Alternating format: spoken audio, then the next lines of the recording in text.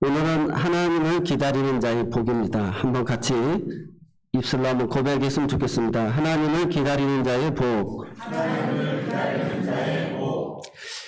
우리가 농사는 기다림의 미학이라고 합니다. 실패를 두려워하지 않고 농부가 농사를 짓는 거죠. 그래서 원래부터 부지런하고 또 진득하게 심은 자들이 추수를 기다리는 것입니다. 그래서 현대는 기다림이 사라졌습니다. 우리 사회의 가장 큰 문제가 조급함입니다. 조급함으로 인해서 우리가 교통사고를 당하는 것도 보니까 다 이렇게 조급할 때 일어나더라고요.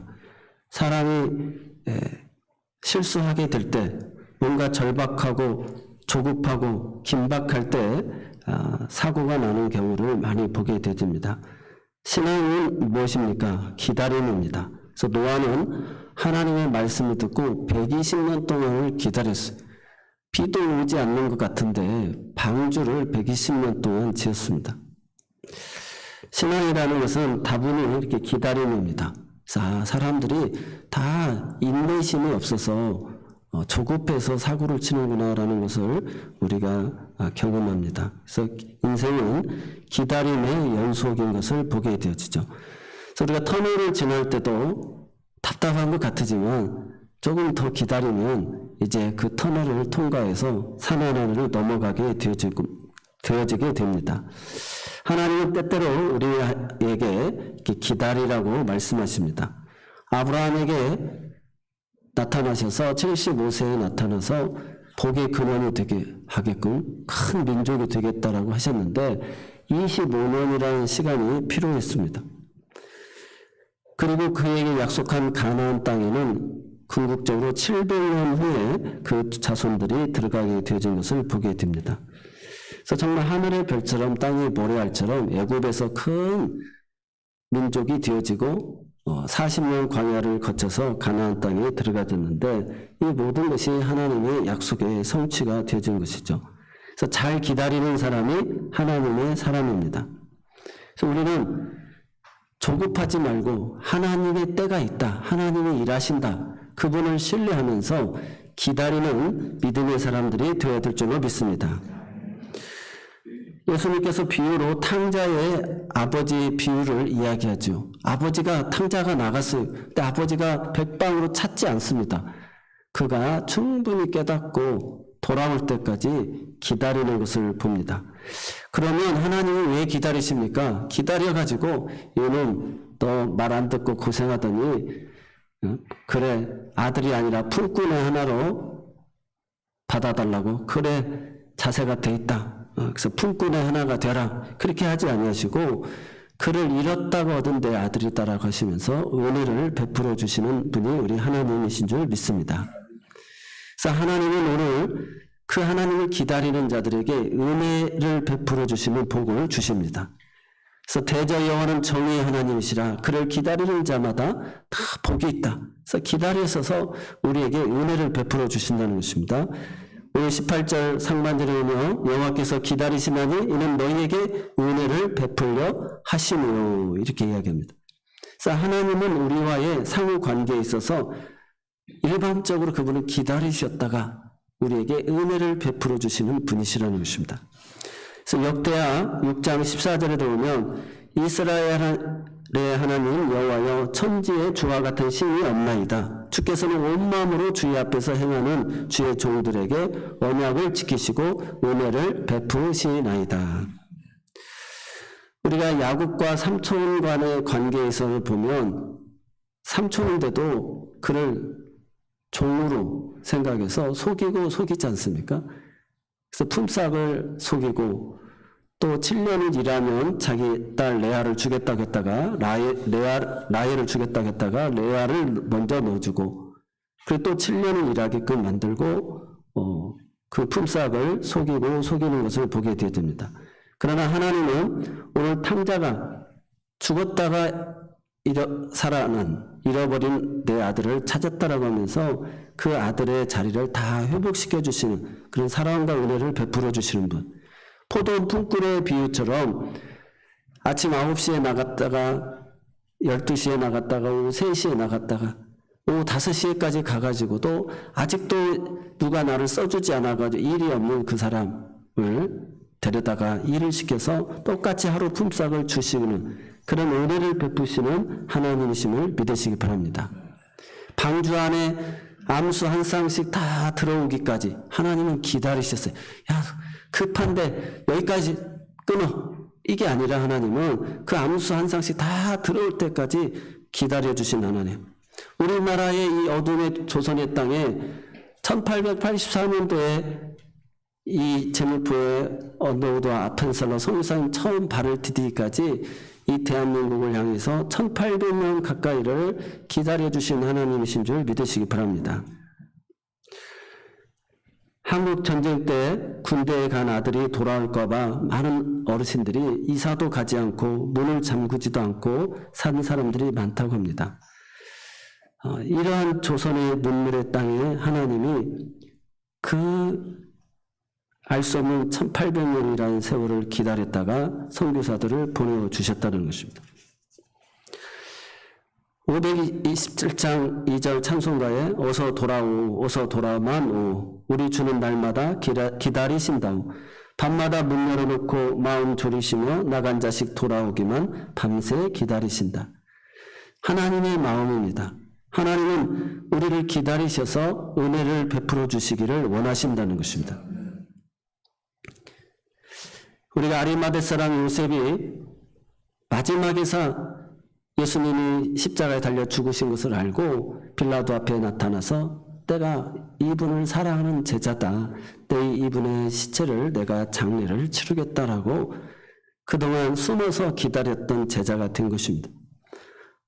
사람은 49%의 사람과 사람은 51%의 기다림이라고 합니다.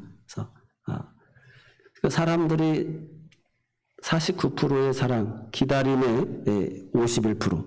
그 기다림이 있어야 사랑을 할 수가 있다는 거예요. 1%라도 사랑이 있는 사람이 기다릴 수 있는다는 것이죠. 그래서 기다림이 사랑을 할 수가 있다. 그래서 기다린다는 것은 그 사람을 사랑한다라고 하는 의미가 되겠습니다. 그래서 하나님이 기다리는 자, 하나님이 기다리는 자는 이렇게 복이 있는데 은혜를 베풀어 주시기 위함인 줄 믿으시기 바랍니다.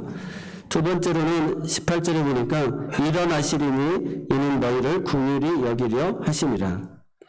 그래서 대저 여호와는 정의의 하나님이시다. 그래서 하나님은 우리에게 기다리는 자에게 은혜를 베풀고 긍휼히 여겨 주신다는 것입니다.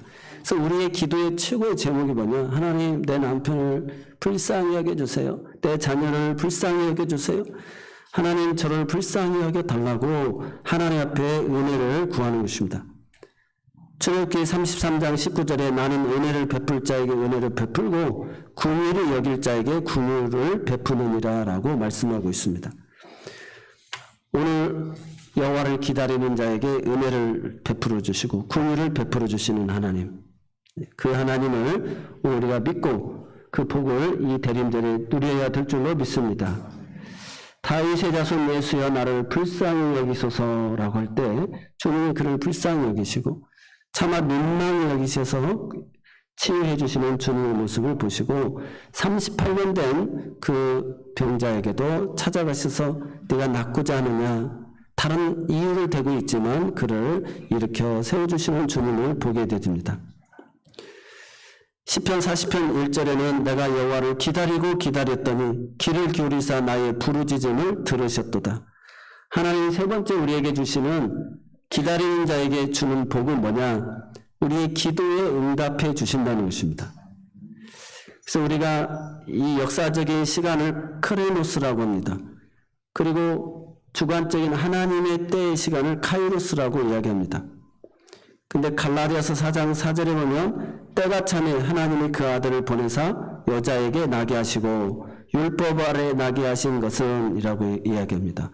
그래서 이 플레르라고 하는 단어가 카이로스의 시간, 하나님의 때를 뛰어넘어서 하나님의 때가 참회를 이룬다는, 하나님의 때가 다 이루어짐에 플레루, 완전히 완성되어지는 그 하나님의 과업의 열매가 맺어지는 때를 이야기하고 있습니다. 그래서 하나님은 하나님을 기다리는 자에게 은혜를 베풀어 주시고 또 하나님은 그를 기다리는 자들에게 긍휼히 여겨주시고 또 이렇게 기도에 응답해 주시는 분이시다라는 사실을 기억하면서 오늘 우리가 막연하게 기다리는 것이 아니라 이 은혜를 베풀어 주실 하나님을 기대하시면서 기도의 자리에 나아가 하나님이 때가 차기까지 기다리는 기도의 사람들이 되어야 될 줄로 믿습니다. 우리는 이 대림절을 맞이하면서 이 기다리는 거 다 알고 있습니다. 그런데 이 기다림을 통해 이 복을 누려야 되는데 그 일을 이루기 위해서는 용기가 필요하다는 것입니다. 우리가 어떠한 것을 선택할 때는 용기가 필요하다는 것이죠. 그래서 우리가 신앙생활을 한다는 것도 용기가 필요합니다. 자신이 무언가를 선택하지 못하는 이유는 적당히 내버려 두려고 하는 그 이유는 책임을 지지 않으려고 하는 일 때문에 그렇습니다. 우리가 대학을 수능을 잘 봐서 시험을 쳐서 합격을 했다고 해보세요. 그러면 선택을 해야 됩니다. 내가 이 학교에 들어가야 될 것인지 아니면 재수를 해서 더 좋은 대학으로 또 가야 될 것인지 또 내가 여러 개가 합격을 했다고 하면 그 여러 개 중에서 내가 어떤 것을 선택해야 될지 직장을 여러 군데 원서를 넣었는데 다 이력서를 넣었는데 다 됐다. 그러면 지원서를 통해서 내가 어디를 선택해야 될지 수없는 많은 선택의 길이 있다는 것이죠. 거기에는 용기가 필요하다는 것이죠. 근데 그 용기에는 반드시 그걸 책임을 져야 된다는 거예요. 그래서 내가 하나를 선택했으면 나머지는 다 버려야 된다는 것이죠. 우리 인생에는 이런 갈림길이 늘 있습니다. 그래서 무언가를 선택하지 못하고 적당히 묻어서 가려고 하는 경향이 있다는 것이죠. 오늘 본문은 우리가 용기 있는 선택을 하라고 이사야 선지자가 권면하는 내용입니다. 아수르 제국이 남유다를 위협하는 상황 속에서 들려진 말씀입니다. 그러니까 북이스라엘은 아수르에게 서진 정책에 의해서 멸망하게 되어집니다. 그리고 이 아수르가 남유다까지 침공하게 되어지죠. 그때 남유다 사람들은 북이스라엘도 멸망하였으니 우리도 멸망하겠다. 저들과 제국과 맞서 싸울 만한 군사력과 국력이 되지 않는다라고 생각을 했던 것입니다. 정비하여 싸운다 할지라도 꼼짝없이 당할 수밖에 없다 해서 그들이 약소국들의 풍습에 따라서 강대국들에게 다 붙게 되어집니다. 그래서 친아수르 정책을 펴게 되어집니다. 근데 친아수르 정책을 펴서 가까이 지내려고 한 그때 아람이라는 나라가 유다를 침공해 오게 되어집니다. 그때 히스기야의 왕 아버지 아하스가 왕이었는데 아수르에게 도움을 청합니다. 근데 역대하 28장 20절에 보니까 아수르 왕 디글랏빌레셀이 그에게 이르렀으나 돕지 아니하고 도리어 그를 공격하였더라라고 이야기하고 있습니다. 이 친아수르 정책을 펴려고 이 아하스 왕은 그런 나라에 있는 모든 금은들을 가져다가 그 백성에게 조공으로 바쳤는데 정작 도움을 청할 때 도움을 주지 않았다는 것입니다. 이사야 선지자는 그런 인간적인 계산은 정말 어리석은 짓이다라고 질타를 하면서 어리석은 개교에 지나지 않는다라고 하면서 책망을 하는 것입니다. 그래서 어려울 때일수록 하나님을 신뢰하고 하나님을 붙들어야 그 열강의 틈바구니에서 아무리 머리를 굴려 강대국을 붙잡으려 하더라도 그게 유다가 살 길이 아니다라고 하는 것을 강력하게 이야기해 주는 것입니다. 이미 그들은 역사를 통해서 그것을 경험했습니다. 오래전에 우리나 불과 한 세대 전 강대국 아수르 편을 들고 그들의 도움을 받으려 했지만 오히려 아수르가 유다를 공격하고 유다는 아수르의 기분을 맞춰주기 위해서 성전에 있는 금과 왕궁과 고관들의 집들, 금은 부하들을 다 가져다가 바쳤습니다. 그럼에도 불구하고 도움을 주지 않았던 것이죠. 그렇다면 지금 그들이 힘써야 될 것은 강대국의 눈치를 보면 안 되고 누구에게 붙어 있어야 되느냐? 하나님의 말씀을 듣고 더욱 하나님을 신뢰해야 된다는 것입니다. 이런 인생의 어려움 앞에 사람의 방법대로 행하지 않았을 때 우리가 하나님 앞에 찾아가면 하나님이 우리에게 은혜를 베풀어 주시고 오늘 우리에게 긍휼을 베풀어 주시고 우리의 기도에 응답해 주시는 하나님이시라는 것이죠. 그래서 이 선택의 기로에서 아수르 제국이냐 아니면 전통 강호 애굽이냐라고 할 때 히스기야 왕 때는 친아수르 정책을 펴지 않고 오로지 하나님을 의지하는데 그 관료들은 다시 애굽을 의지하게 되어지는 것을 보게 되어집니다. 또 자꾸 외세에 의존하려고 하는 모습을 보게 되어집니다. 그래서 이사야서 30장 1절을 보면 여호와께서 이르시되 패역한 자식들은 화 있을진저 그들이 계교를 베푸나 나로 말미암지 아니하며 맹약을 맺으나 나의 영으로 말미암지 아니하고 죄의 죄를 더하도다. 그래서 애국과 맺은 맹약이 헛되다라고 하는 것을 이야기해주고 있습니다. 그럼 유다는 어떻게 해야 되느냐? 거대한 두 강대국 아수르와 애굽 사이에서 유다가 멸망당하지 않고 살아남을 방법은 오늘 본문의 15절 말씀입니다. 주 여호와 이스라엘의 거룩하신 이가 이같이 말씀하시되 너희가 돌이켜 조용히 있어야 구원을 얻을 것이요 잠잠하고 신뢰하여야 힘을 얻을 것이거늘 너희가 원하지 아니하고. 그러니까 하나님 앞에 두려워하지 말고 조용히 있어서 그가 일하실 것을 기대하라는 것입니다. 잠잠하고 신뢰하라는 것입니다. 그때 하나님이 도와주신다는 것입니다. 우리가 너무도 잘 아는 출애굽 14장 14절 말씀에도 앞에는 이제 홍해 바다가 있고 뒤에는 애국 군대가 쫓아올 때 여호와께서 너희를 위해서 싸우시리니 너희는 가만히 있을지어다라고 하나님이 말씀하시잖아요. 그래서 오늘 우리는 하나님이 일하실 수 있도록 그분을 신뢰해야 된다는 것입니다. 그러면서 기다려야 되는 그 용기가 우리 신앙생활에 필요한 줄로 믿습니다. 이 용기는 우리 안에 일어나는 불안과 초조함, 주변 환경의 압력으로부터 나의 신앙을 지켜나갈 용기입니다. 오늘 19절에 그것은 내 부르짖는 소리로 말미암아 내게 은혜를 베푸시되 그가 들으실 때 내게 응답하시리로다. 그래서 우리가 한 기도지만 또 한 기도를 반복해서 계속해서 하나님 앞에 부르짖으면 하나님이 들으시고 응답해 주신다는 것입니다.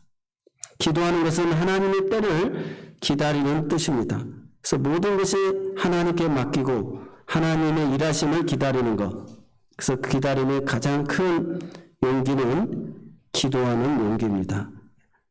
그래서 오늘 우리가 이런 상황 속에서 기도하면 뭐가 되느냐라는 생각을 할 때가 있지 않습니까? 그때 조급함과 초조함을 내려놓고 기도의 자리로 나아가는 우리 모두가 되시기를 바랍니다. 우리가 늦었다 할 그때도 기도하시기를 바랍니다. 이 기다림의 가장 그 이야기를 잘 소개해 주는 것이 기생 라합의 이야기입니다. 여리고의 정탐꾼을 여호수아가 2명을 보냅니다. 살몬이라고 하는 사람과 또 한 사람인데 그 소문이 첩보에 들려져 가지고 그들이 붙잡힌 상황 속에 있을 때 기생 라합이 그들을 살려주게 되어집니다.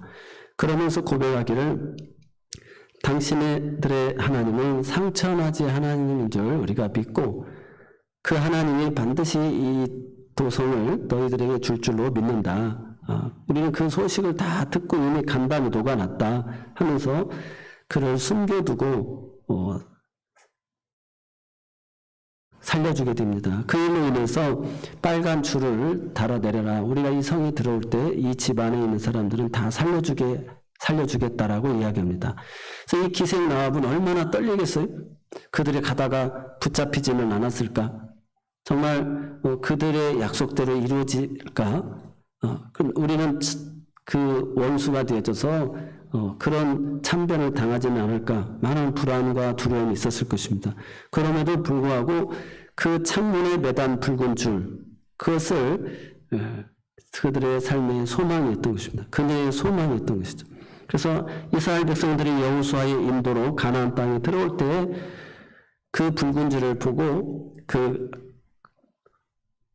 방 안에 있는 사람들은 다 살게 되어진 줄로 믿습니다. 이 줄이 바로 생명줄이에요. 생명줄. 그런 것처럼 오늘 이 세상에 공주의 권세를 잡은 마귀의 그 권세 아래 있지 않습니까?